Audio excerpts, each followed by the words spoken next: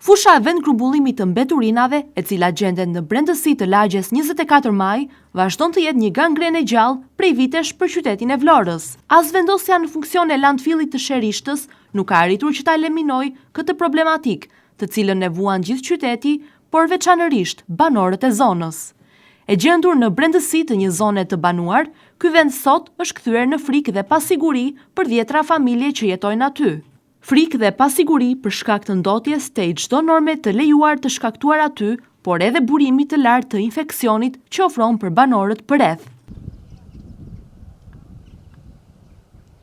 Vlen të theksohet edhe fakti se vendosja në funksion e landfillit të Sherishtës nuk e ka paksuar as pak ndotjen në këtë zonë.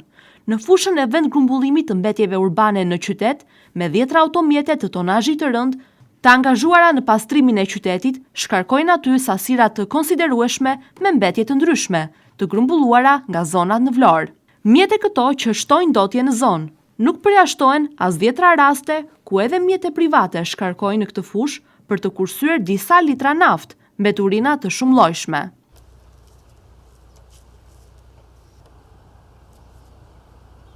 Gjithashtu pasojat negative në shëndetin e qytetarëve nuk vinë vetëm nga mbeturinat, por edhe një sër kafshësh të ndryshme të cilat kullosin dhe ushqen mes mbetjeve urbane të qytetit. Bagëti, shpend të ndryshëm, kafshë ndacak, dera dhe derit e kuajt që çdo ditë ushqen në fushën e vend grumbullimit të mbetjeve.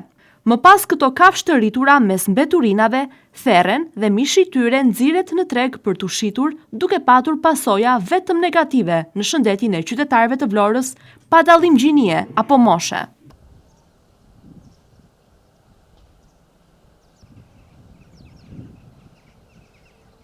U parashikuar, premtuar madje disa herë nga përfaqësues të pushtetit lokal dhe qendror, kapsulimi i kësaj fushe të vend grumbullimit të mbetjeve urbane mbas vendosjes në funksion të landfillit të Sherishtës. Megjithëse në të janë hedhur me qindra kamion me mbetje inerte, fusha ende nuk është kapsuluar. Jo vetëm kaq, por në vend të kapsulimit aty vijojnë të depozitohen çdo ditë mbeturina të ndryshme nga ndërmarrjet të qytetit dhe individ.